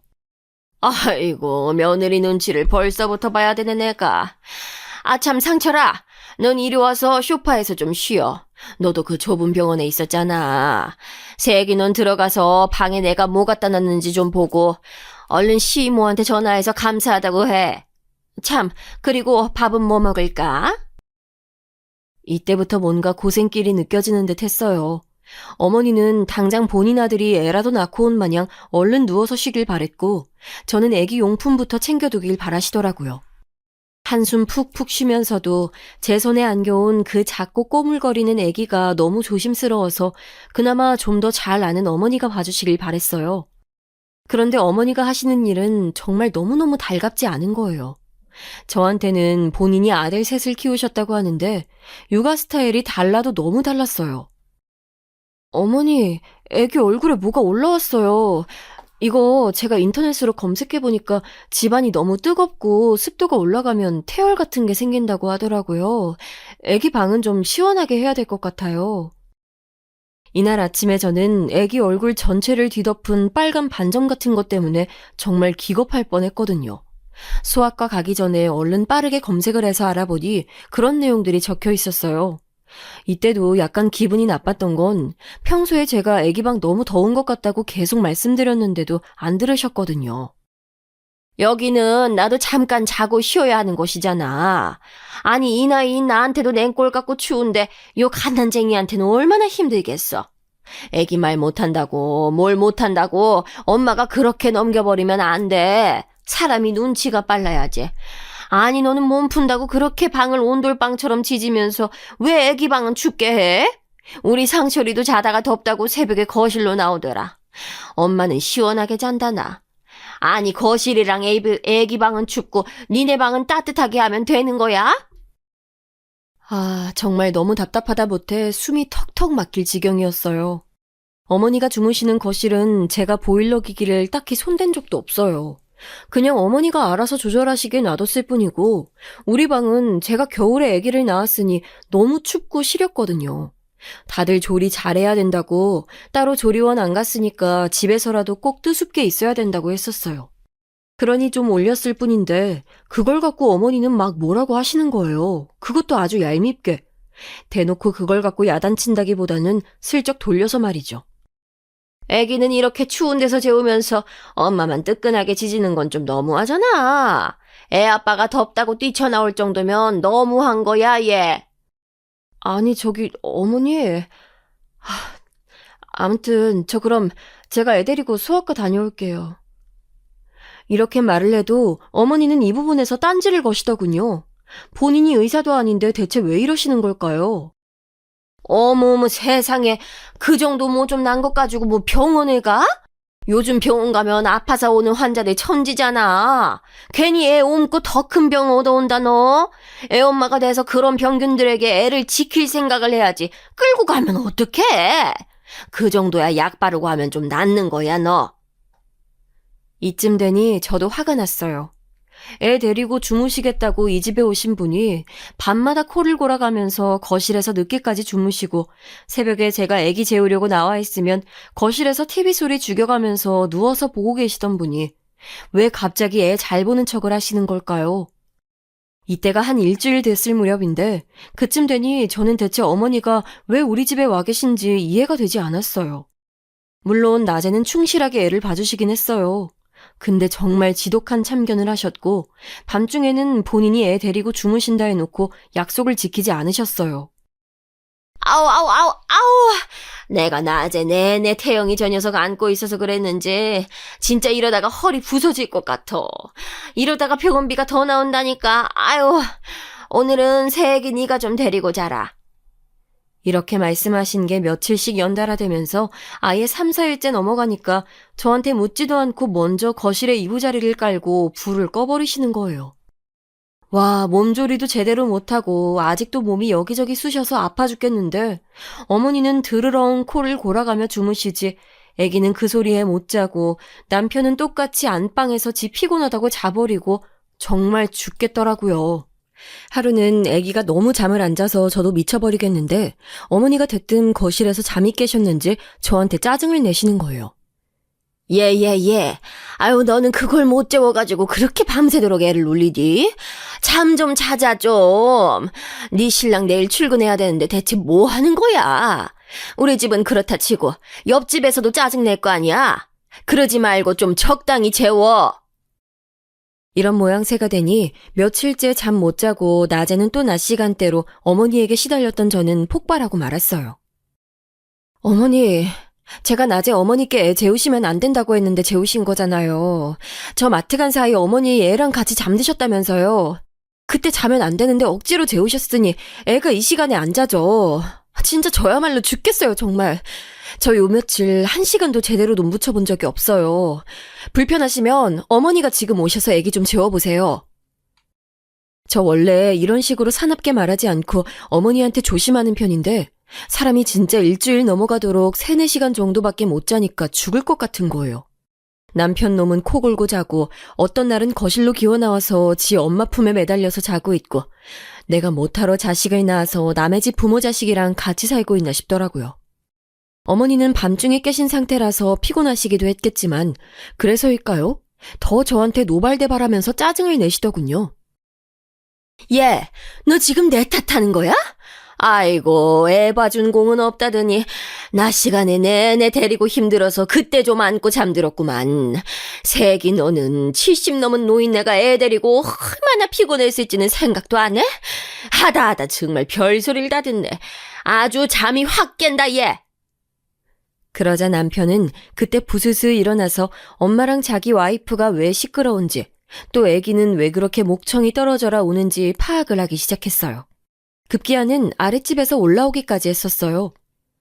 저기요, 애 좀 그만 울려요. 아주 시끄러워 죽겠네. 이사를 가든지 우리가 이사 갈 돈을 주든지 둘 중에 하나만 해요. 이 집 때문에 내가 아주 잠을 못 자서 죽겠어. 아랫집에 살고 있는 아줌마까지 올라와서 저렇게 소리를 질러대니까 진짜 할 말이 없더라고요. 겨우 진압이 되긴 했지만 그래봤자 남편과 어머니는 다시 자버리면 그만이었고요. 결국 이러나 저러나 제 손으로 아기를 또 케어해야 했어요. 그리고 방을 뜨겁게 만들어서 애 얼굴과 온몸에 태열이 생겨버린 건 실제로 맞는 얘기였더군요. 병원에 갔더니 그런 의미의 태열이 맞다고 하길래 저는 소아과 다녀와서 다시 어머니에게 얘기를 했어요. 하지만 어머니는 듣자마자 아주 거세게 성질을 내셨고요. 뭐야, 새끼 너 지금 날 가르치려 드는 거야? 의사가 이렇게 말하던데 CM이가 뭔데 이래라 저래라 하냐 이거지? 새끼 너 정말 너무한다. 어쩜 이렇게 힘들게 돌봐주는 CM이 공은 몰라주냐? 저는 더 이상 소모적인 싸움은 하고 싶지 않았기 때문에 그냥 얘기를 이쯤에서 접어버렸고요. 안 되겠다 싶어서 남편에게 전화를 했어요. 나 더 이상 안 될 것 같아. 지금 도우미 업체 알아보고 있으니까 이제 어머니는 그만 애기 봐주시라고 하자. 나 진짜 밤에 누가 봐주지 않으면 미쳐버릴 것 같아. 잠을 며칠을 못 잔 건지 알기나 해? 오빠는 계속 안방에서 애가 울던 말던 그냥 자버리니까 모르잖아. 어머니 수고비 얼마 드리고 얼른 수습하자. 이렇게까지 말을 했는데도 남편은 제 입장에 동의를 할 수 없었던 모양이에요. 자기도 할 말이 있다나요? 수진아, 나 좀 서운하다. 우리 엄마가 힘들게 봐주고 있는 거 알잖아. 우리가 부탁도 안 했는데 엄마가 와서 저렇게 봐주시는 건데 이제 와서 그만 가시라는 말을 어떻게 해. 엄마 서운해하시면 너 그거 어떻게 수습할 건데. 그리고 낮에 엄마가 봐줄 때 넌 좀 자면 되잖아. 밤 시간은 엄마도 나이가 있으니까 막상 하려니까 힘들어하시는 것 같아. 그래도 낮과 밤 누구든 봐주면 좋은 거잖아. 엄마도 큰맘 먹고 오신 건데 어떻게 다시 가라고 하냐고. 누가 보면 어머니가 어디 저 지방 멀리서 올라오신 줄 알 것 같네요. 하지만 참고로 말씀드리자면 저희 시댁은 집에서 10분 거리에 있고요. 차 타고 가면 1분도 안 걸리는 거리에 있답니다. 어머니가 굳이 우기셔서 저렇게 아들네 오셔서는 같이 주무시고 계시는 거예요. 그리고 낮 시간에는 어머니가 봐주시니 저보고 자라고 하잖아요. 솔직히 거기에 대해서도 저 할 말 엄청 많아요. 오빠 웃긴다. 뭐? 낮 시간에 자면 되는 거 아니냐고? 아니 막말로 해서 어머니가 그때 뭐 태영이 제대로 봐주시는 줄 알아? 어머니 말로는 나보고 애 안지 말고 달라고 하시는데 한 1분도 안 돼서 힘들다고 다시 네가 좀 데려가라고 하셔. 그러면서 나보고 왜 모유수유는 안 하고 자꾸 분유로 먹이냐는 거야. 오빠 눈엔 지금 내가 모유수유 할 수 있는 컨디션으로 보여? 나 지금 쓰러져서 응급실 안 가는 것만으로도 다행인 상태야. 왜 몰라? 저는 정말 남편한테 홧김에 이렇게 말한 게 아니고 진짜였어요. 아기 낳고 돌아와서 몸이 한껏 부어 있었는데 어머니랑 같이 있으면서 잠도 못 자고 스트레스를 받다 보니까 2주도 안 되는 시간에 살이 6kg이 빠져버린 거예요. 그게 어디 정상적인 상황인가요? 게다가 어머니가 참견을 보통 많이 하신 게 아니랍니다. 얘 새끼야, 애기 분유 너무 먹이지 마. 엄마가 됐으면 모유 수유를 해야지. 난 니네 아주버님이랑 도련님까지 셋 다 분유는 한 방울도 안 먹였어. 애들이 얼마나 튼튼하게 자랐다고. 분유 먹고 자란 애들은 나중에 병치레도 많이 하고 힘들어. 네가 좀 고생스러워도 애 모유 수유는 꼭 해야 돼. 오늘부터라도 좀 어떻게 다시 노력해봐. 이때 저는 정말 너무 한숨이 나와서 못 참고 얘기를 했어요. 어머니, 병원에서부터 잘 안 돼서 저는 진즉 포기하기로 했어요. 그때도 잘 안 되는 상황에 몸살까지 와서 정말 완전히 드러누웠었어요. 분유로 먹는 게 다 나쁜 게 아닌데 왜 그러세요, 어머니? 저도 하루하루 어머니랑 있는 날이 길어지고 스트레스를 받다 보니 뭔가 거침없이 말을 하게 되더라고요.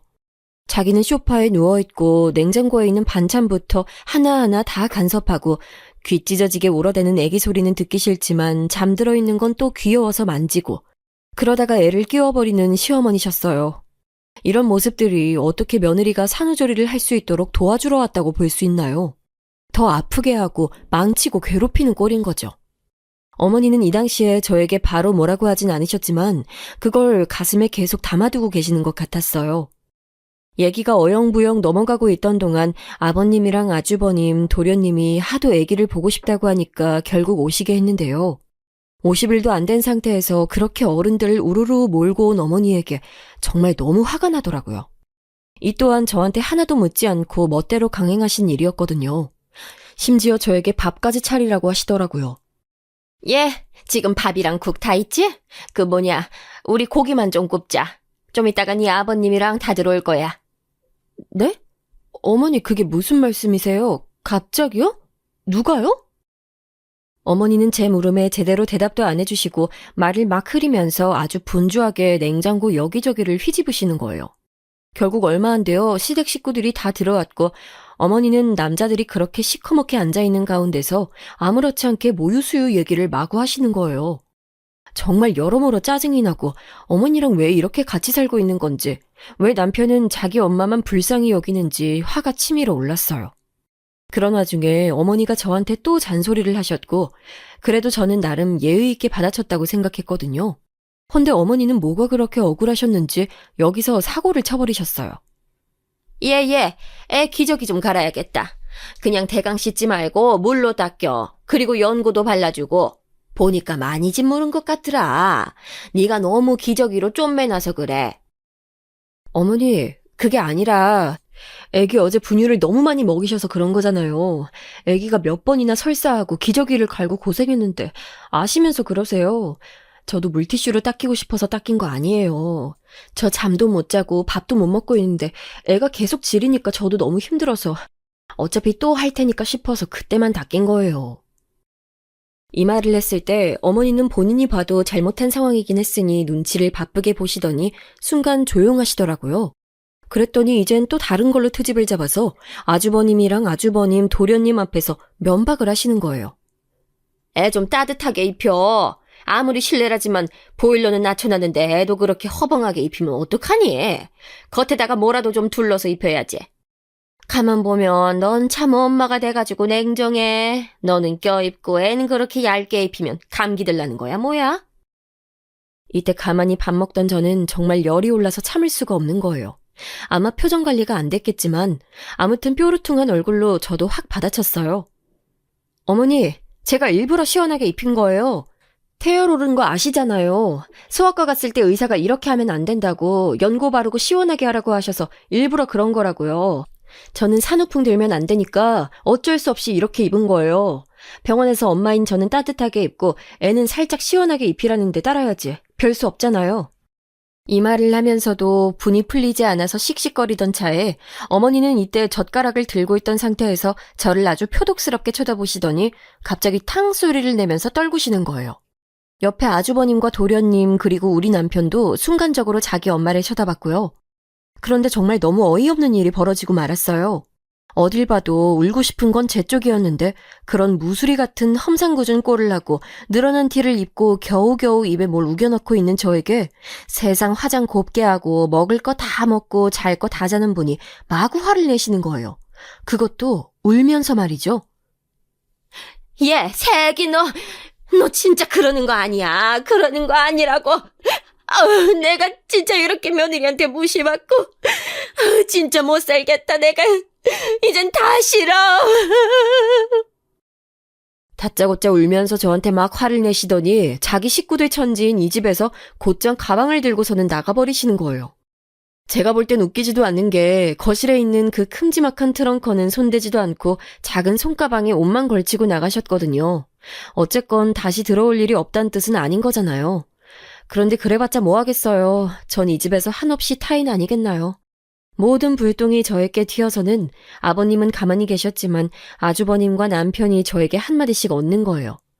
그나마 도련님은 저보다 아래셔서 그런지 몰라도 눈치만 보고 있었고요. 저기 재수씨, 무슨 일이 있었는지 난 모르지만 왜 엄마를 서운하게 하는 거예요? 보니까 엄마가 여기 와서 신경도 많이 써준 것 같은데. 아주버님은 둘째치고 저는 남편이 여기서 덧붙이는 말이 이해가 안 되더라고요. 수진아, 엄마 기분 하나 맞춰주는 게 그렇게 어려워? 엄마는 애기 생각해서 하는 말인데 왜 그렇게 날카롭게 한마디 한마디 다 받아쳐? 보는 내가 아주 다 아슬아슬하고 무안해. 왜 그러는 거야? 결국 저만 이 집에서 죽일 죄인이 되어버렸고 어머니는 그렇게 나가셔서는 또 웃긴 게 저녁에 들어오신 거 있죠? 이유는 단 하나, 짐을 챙기러 왔다는 거예요. 저는 그러시냐고 하면서 주방에서 어머니 쪽을 전혀 쳐다보지도 않았어요. 그게 그렇게 화가 나셨는지 우악스럽게 트렁크를 들고 현관에서 일부러 소리를 쾅쾅 내가면서 나가시더니 집에 가셔서도 전화를 하신 거예요. 참 그 누구보다도 미련이 많으신 분 같아요. 그러면서도 기야말 소리를 내지르시더라고요. 새끼 너는 어쩜 애가 그렇게 야멸차냐? 우리 태영이 네가 낳았다고 다 네 건 줄 알고 네 멋대로 하려나 본데 너 아주 잘못 알고 있는 거야. 태영이 우리 집씨라고. 니네 집씨 아니다. 박간의 손주인 거지 니네 이간의 손주가 아니야. 우리 모두의 애를 네가 낳은 거야. 뭐 너는 공짜로 태어났어? 저 어머니 무슨 말씀을 하고 싶으신지 모르겠는데 좀 알아듣게 말씀을 하세요.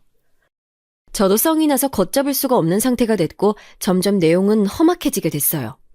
어머어머 얘 말하는 것 좀 봐. 내가 진짜 이렇게 하나밖에 없는 며느리한테 개무시당하면서 살아야겠니? 이제 너 안 봐. 안 본다고. 손주를 낳았어도 걔가 네 자식인 줄만 알고 살면 아주 잘못된 거야. 어른들이 봐주고 가르쳐주는 것도 안 듣겠다고 용을 쓰고 너는 혼자 다 알아서 컸어? 그래서 그 모양인 거야? 어머니, 상황이랑 상관 있는 말씀만 하세요. 나중에 다시 주워 담을 수 없는 말씀은 함부로 하지 마시고요. 저는 점점 화가 치밀어서 견딜 수가 없는 상황이 됐어요. 이윽고 저는 남편에게 통보를 하게 됐어요. 이 인간이 내 편이 아니란 걸 체감한 순간부터 저도 딱히 존중해주고 싶지 않더라고요. 어머니가 그간 봐주신 것에 대해서 용돈 드리고 싶으면 알아서 해. 근데 나는 100만 원 이상 드릴 생각 없거든? 오셔서 막상 애기 진짜로 봐주신 것도 거의 없고 집에서 계속 내가 해드리는 밥 드시고 잠만 주무시고 애 분유도 몇 번 먹여보신 적도 없으셔. 그런데다가 나한테 저런 무지막지한 말까지 하고 상처를 주셨는데 산후조리 비용으로 저금해둔 돈을 다 고스란히 드리고 싶진 않아. 게다가 빨리 도우미 도 구해야 되는 상황인데 한시가 바쁘다고. 필요하면 100만 원 지금 보내줄 테니까 아쉬우면 오빠가 더 보태서 드리던지 오빠 돈으로 알아서 해.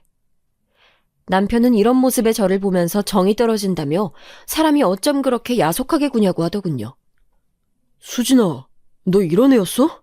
엄마가 우리한테 신경 써준다고 70대 노인이 여기까지 와서 그 고생한 건 생각도 안 해? 순서가 틀렸다는 생각은 왜 못하는 거야?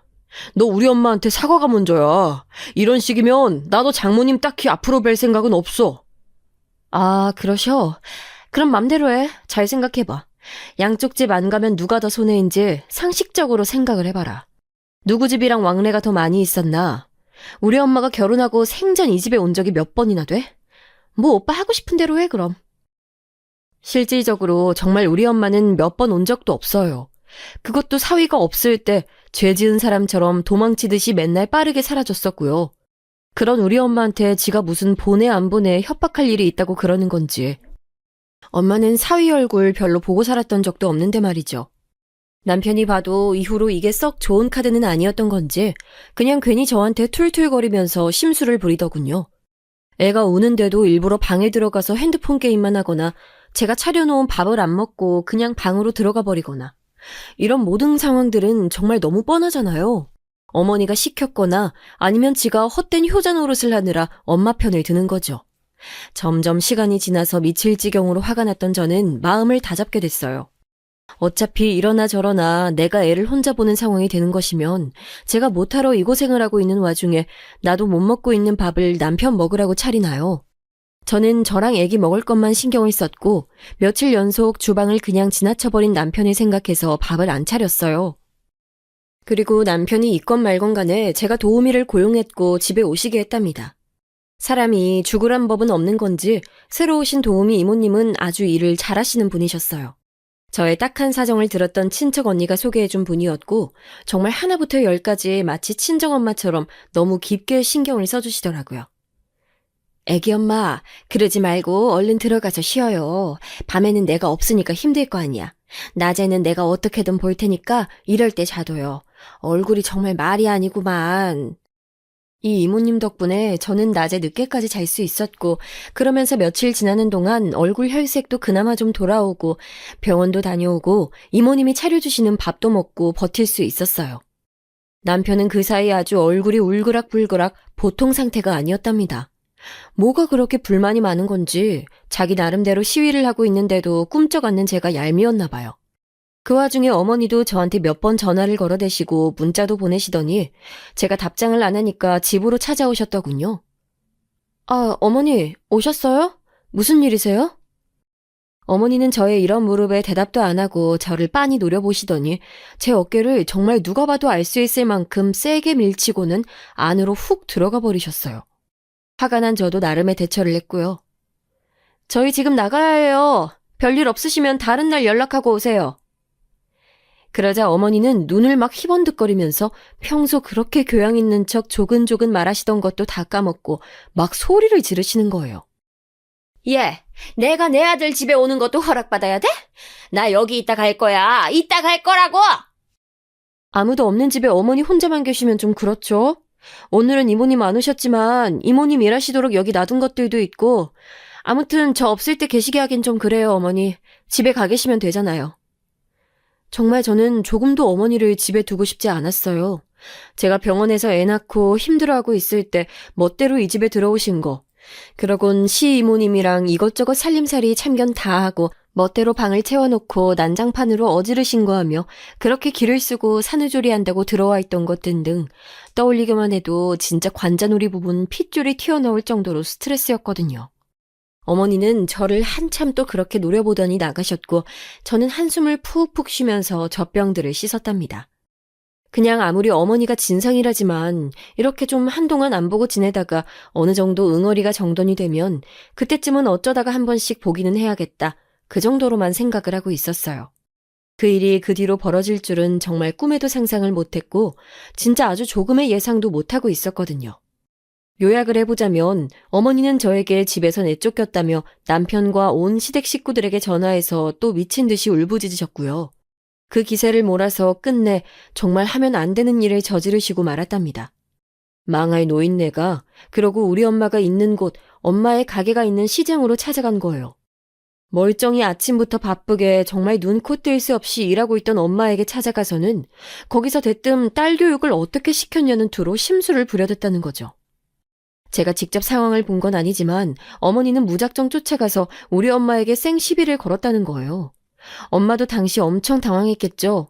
상견례 이후로 거의 볼 일이 없는 딸네 시어머니가 자기 직장에 찾아왔으니까요. 그런 엄마에게 어머니는 그 앞에서 아주 거만하게 과일들을 손으로 뒤적뒤적거리며 막 쳐대더니 대뜸 5만 원짜리 한 장을 엄마에게 내밀었다는 거예요. 그러니 엄마도 어이가 없어서 일단은 이게 뭐냐고 물었다고 하더라고요. 사돈, 이게 뭐예요? 왜 주시는 거예요? 일단 받아두세요. 지금부터 고를 테니까. 아니 무슨 대체 이게 뭐하는 짓거리인지 엄마가 그 시장에서 과일 장사만 30년 넘게 해오고 있는데 그런 꼴은 처음 본다고 하더군요. 대뜸 돈 꺼내면서 앞에서 흔들듯이 넘겨주고는 지금부터 고를 테니까 기다리라고 했다는데요. 저는 대충 눈앞에 그 모양새가 눈에 그려지니까 참을 수가 없더라고요. 옆에 있던 아주머니들도 당황스럽다는 투로 엄마를 쳐다봤다고 해요. 그랬더니 어머니는 진짜 심술이 그득그득 붙어서는 어쩜 인간이 저렇게 못되고 표독스러워질 수 있는지 그 결정을 보여주셨더라고요. 아니 뭘 봐요. 알아서 고르겠다잖아. 고르고 물어볼 테니까 좀 냅둬요. 그러니 슬슬 엄마도 주변 보기에 망신스러워진 거예요. 엄마네 가게에서 일하는 아줌마들 보기에 시장 아줌마네 사돈이랍시고 와서 저리 무례하게 굴어대면 당연히 웃기죠. 이건 완전히 뒷말하기 좋은 소재거리 아니냐고요. 엄마가 매우 난감한 얼굴로 수습을 해보려고 뭘 고르시겠냐고 물어봤나 봐요. 글쎄요. 그럼 뭐 좋은 거 있는지 좀 소개해줘 봐봐요. 뭐가 그렇게 바쁘길래 장사나 한답시고 자식 교육은 안 시켰대? 예? 사돈 그게 무슨 소리예요? 엄마는 이때부터 이미 진즉 갖고 있던 불쾌한 기분이 제대로 고개를 들기 시작했던 것 같아요. 뭔가 하고 싶은 말이 있어서 온 것 같은데 남 일하는 데 와서 꼭 그러셔야겠어요? 뭐 때문에 그러시는 거예요? 우리 딸이 사돈한테 뭐 실수라도 했답니까? 엄마도 이쯤 되니 주변에서 쳐다보건 말건 감정적으로 억제가 안 됐던 것 같아요. 시장에서 둘러보던 사람들은 슬슬 한둘씩 그쪽으로 시선을 보내는 눈치였다고 하고요. 그러자 어머니는 저도 아주 당연하게 상상이 가는 그 거만한 표정으로 과일을 여전히 뒤적거리면서 말했다는 거예요. 아니 실수라니요. 하다마다요. 며느리 하나 들였는데 진짜 너무 서럽지 뭐예요. 세상에 시어머니를 집에도 못 들어오게 하는 며느리가 어디 있습니까? 안 그래요? 내가 진짜 지금 집 앞까지 갔다가 문전박대당하고 쫓겨났어요. 대체 왜 그렇게 딸을 사납게 키웠대요? 정말 어머니의 저 말들은 다시 생각해도 너무 황당하기 짝이 없더라고요. 엄마도 듣다가 너무 어이도 없고 옆에 있는 아줌마들이 듣고 수군대는 걸 보니 그냥 있을 수가 없었나 봐요. 저기 사돈, 아무튼 딸이랑 무슨 일이 있으셨는지 모르겠지만 그건 일단 거기서 해결을 하고 오셨어야지. 다짜고짜 일하는 데 오셔서 이렇게 말씀을 하시면 제가 뭐라고 해야 하나요? 엄마도 꽤나 당황스러움과 화를 눌러가면서 저렇게 말씀을 하셨다네요. 행여나 혹시나라도 제가 실제로 뭔가 잘못한 게 있을까봐 되게 조심스러우셨나 봐요. 그랬더니 어머니가 더 보지도 않고 그냥 막 뭐라고 질러버린 거예요. 우리 엄마 사업장이 어찌되건 간에 알바도 아니라는 투로 말이죠. 그러니까 제가 온 거 아니겠냐고요. 딸이랑 해결이 안 되니까. 사돈 보고 해결하려고 찾아왔다고요. 자식 교육 좀 제대로 시키세요. 근본도 안 가르쳐 놓고 이런 데서 장사나 하고 있고 그러면 세상 뭐 그렇게 볼 일이 있나요?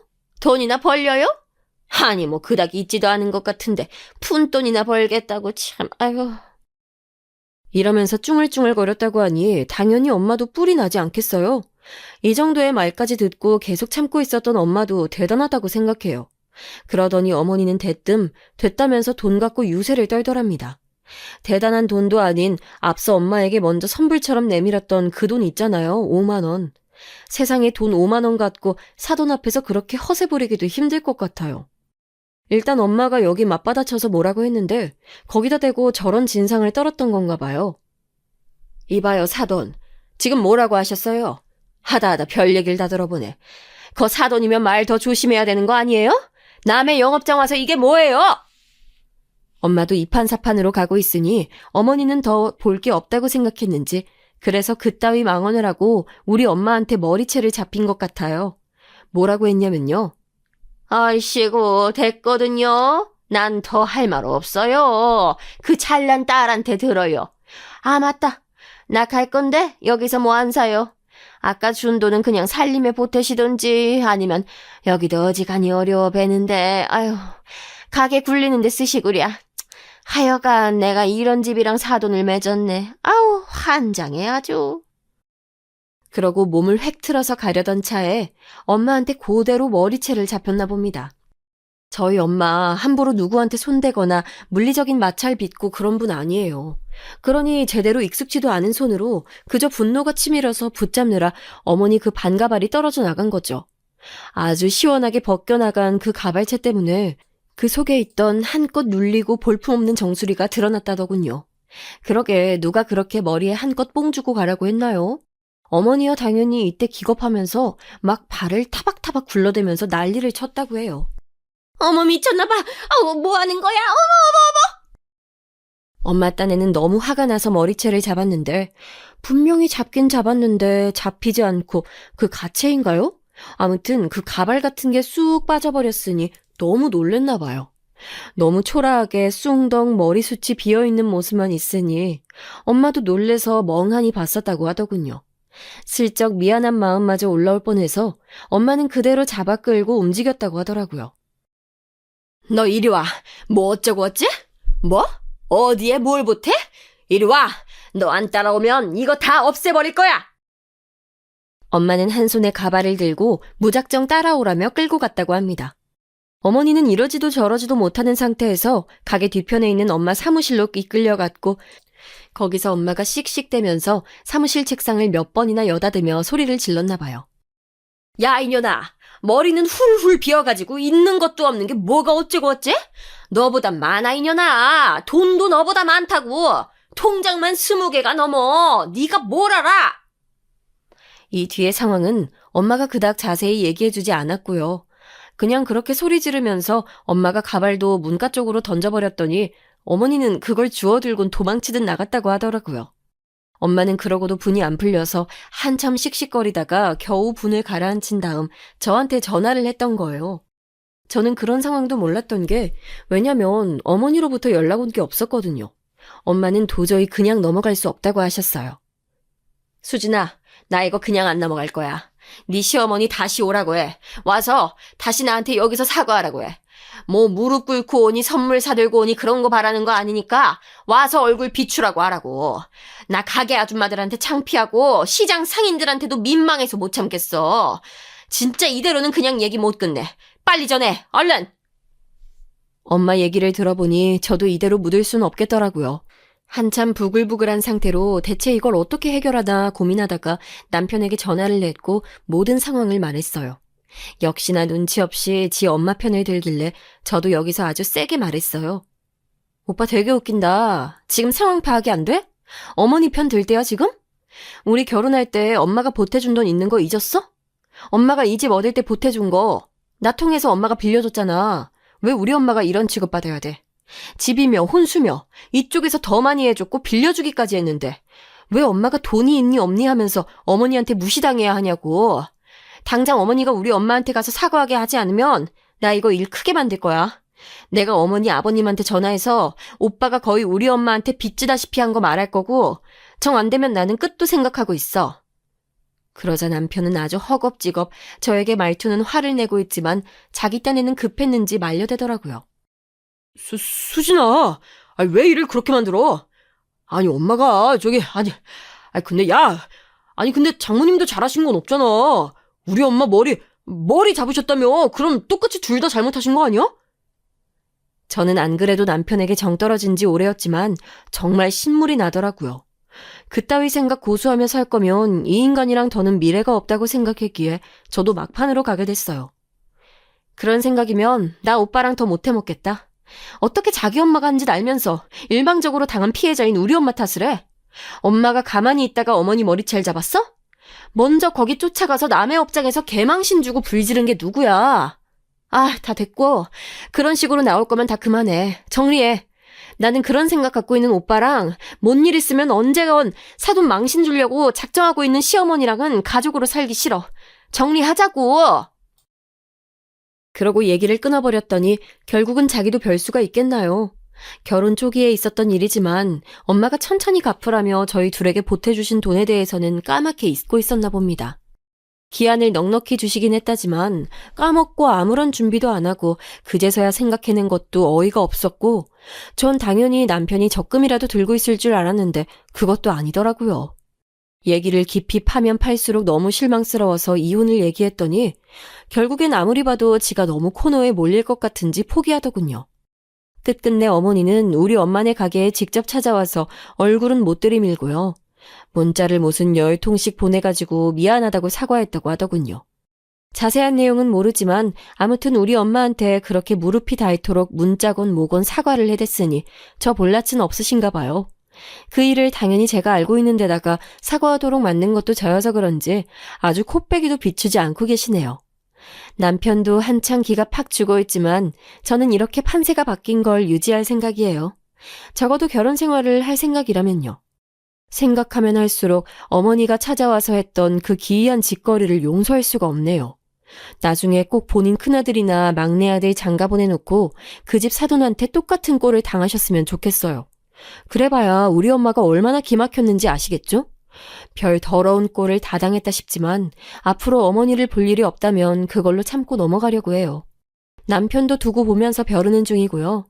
어머니로 인해서 겪은 스트레스로 인해 탈모도 심해지고 소화도 안 되고 청심환까지 먹었는데 엄마 일까지 겪고 나니까 결론이 명확해지는 것 같아요.